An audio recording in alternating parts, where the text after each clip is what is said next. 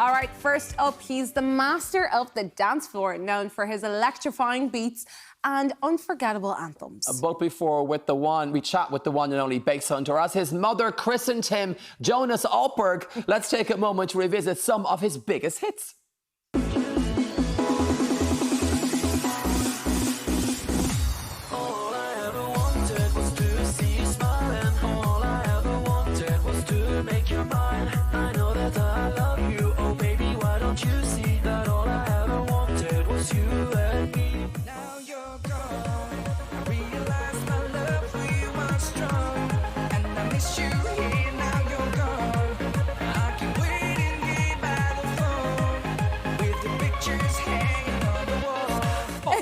We need glow sticks. Come on, let's we go. We need glow sticks. Yeah. Come on. Give it up for Jonas Alberg, aka Basshunter. He was good to go. He was like, yeah, you want to rock out, let's go. Did you like the dance moves? That was absolutely brilliant. Thank you. I thought it was like a pint of Guinness here, but it wasn't. No, sadly it's just water. You'll get your Guinness later. All right. Now, Jonas, you're headlining the Marquee in Cork, of course, tomorrow for the biggest disco. I want you to be honest, because you gig a lot here. How do you rate the Irish fans in comparison to all the rest of them? The Irish fans are great, fantastic. They always, because you're a very musical nation, so you tend to sing louder than anyone else. So you love a party. As an artist on stage, when you have the crowd singing along to the songs that you've written, it's the biggest, the greatest feeling ever. So I love being here, and the Irish hospitality is fantastic. Us Irish people certainly bring it. We do. We certainly do. Oh, you definitely bring it, yeah. Now, is there something in the water when it comes to pop music in Sweden? We've artists like Zara Larsson, you're seeing her later. Yeah. We have ABBA, we have Ace of Base. These are globally successful superstars. Why is it that Sweden does pop music so brilliantly? That's a question I get a lot, actually. And I think it's because as kids, we get introduced to a lot of aspects of life very early. So even when we're like 12, 13 in school, we don't just do math, history, religion, etc. We do art, we do dancing, we do music. So by the time you're 15, 16, you kind of already know what you want to do in life, Well, many people do. So, and also that it could be that our country is so boring and we just want to try to liven it up a bit. Well, That's not the case. But you've certainly made it so exciting. But you mentioned your teen years there. Take us back to the beginning, to when you first got involved of actually making music. Because I heard a rumour, through the grapevine. We love a rumour. That you hacked a friend's hard drive and found his music-making software. Is this true? No, I didn't hack anyone, okay? I mean, I started singing in a choir when I was 14 and then in a punk band. But then I discovered music production at a lawn party. Back in the days, yeah, I'm old. Aren't we all? The internet wasn't good enough to play online, so we all had to bring our computers to a place, hook them up in a network, and then play. And then you can share folders. Yeah. And there was a guy that shared a folder that contained a lot of things that I'm not going to mention on live TV. No. Tell us during the commercial break. I'll tell you later. But there was some music. But yeah, in that folder there was a program called Fruity Loops, which is now known as FL Studio, which is the program I'm still using to this day, and the rest is history. Amazing. Your songs have such high energy and catchy melodies. Yeah, we love them. We've been singing it since you were coming on. We were singing "Now You're Gone" all week. What's the creative process like for you when you're creating new music? What inspires you? It's melodies comes to me naturally. Like I'm out walking, watch people doing something. Inspiration can come from anything, but I have a policy that when I get a melody in my head, I would record it. Well, people would record it like a memo, so I don't forget it. Yeah. I never record a melody.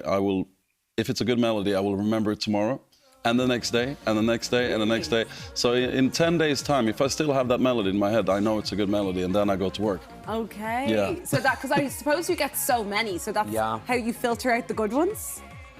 Well, with beer, I guess. Alcohol. We love the honesty. Now, Jonas, you've had a significant impact on the whole EDM scene globally, but can it be hard to keep a particular sound in a world where it's like EDM sound, dance music, it's constantly changing and evolving? EDM, I don't like that word at all. What do you like? No, because, I mean, it's like me saying that every song that has been made with an electric guitar is a rock song, which that's not right. And EDM, I mean, it's just a word for so many genres and styles. So my style of music is hard dance. And it doesn't matter if it's a 20-year-old song or a song that got released the last week. The fans of that music, they will still love it no matter what. But for a commercial reason, if you want, you know, plays on the radio stations and stuff like that, then obviously you're going to have to adapt to the sound of today, which is tricky to do. Yeah. You and I have something in common. Big Brother. Big Brother. Yeah, and you won it twice. I did, yes. He just checked that before he sat down twice, two times. Googled. Bit of Googling, Jonas. I'm here for the Googling. You were on the celebrity version of the show back in 2010. Celebrity Big Brother is a huge television show, watched by millions of people. How did you find that whole experience? Well, I discovered that I can be in a house full of strangers for a month without getting even more crazy than I already am. That's a talent in itself. No, but I've so I wanted to pick a little bit on the subject as because I have Tourette's.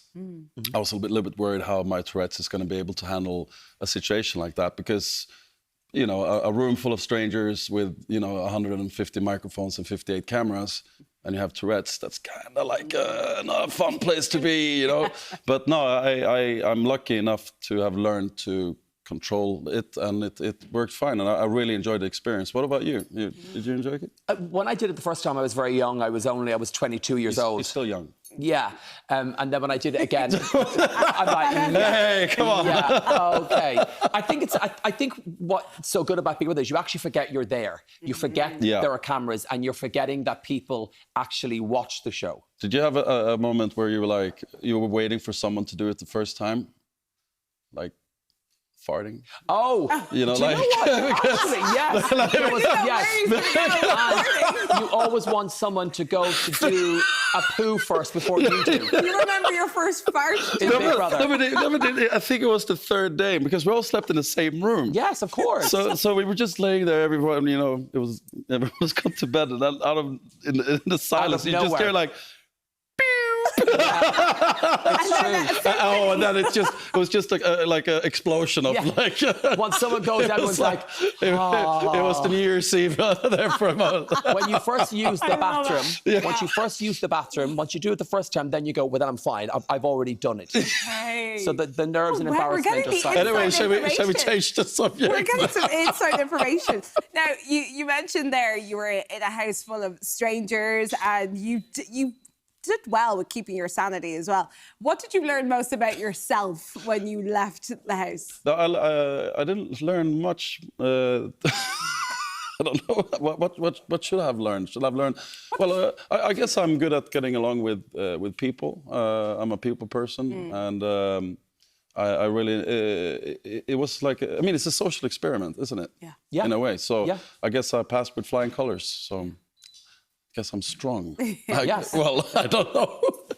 Also, when you opened up about your Tourette's and your diagnosis, has that impacted anyone else that follows you on social media? Has anyone reached out to you or stopped you and said, thank you so much for being so honest and bringing awareness to this diagnosis? Yeah. No, it happens. I get probably about 1 or 2 messages every 2-3 days about people saying, like, listen, you know, I grew up with Tourette's. So it's not just Tourette's, but it could be like ADHD, or you have a stutter, or autism. I mean, you know, if you have a role model, someone that has the problem you have, but managed to conquer it and not see it as a problem, but see it as a challenge. That's when you start winning in life, you know, because if you just feel sorry for yourself, you're going to spend your whole life jumping on one leg, you know. So no, it's a lot of people have written in and said, like, thank you for watch this interview, and I've read your story, and that makes me feel very good and strong. So yeah, it's a massive bonus for me. So yeah, and that's so nice to hear. Thank you so much for joining us on the show. You're going to stay with us. Boom. Boom. And Jonas is staying with us. Thank you. Yes. You can catch Basshunter tomorrow at the biggest 90s disco at the Marquee in Cork. Plus, he'll be back on the 31st of August for the big day out in Limerick. Yeah.